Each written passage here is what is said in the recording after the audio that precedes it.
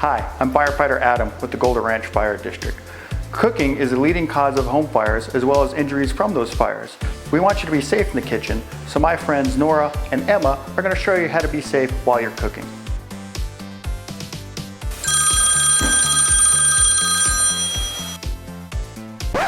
Stop! When you're working at the stove, all your attention needs to be at the task you're doing. Don't let anything distract you.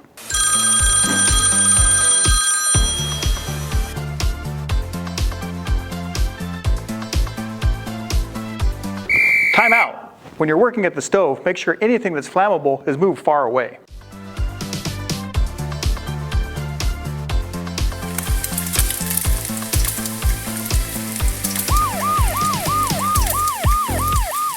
Wait!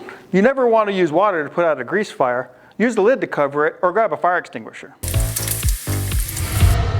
This message brought to you by the Golden Ranch Fire District.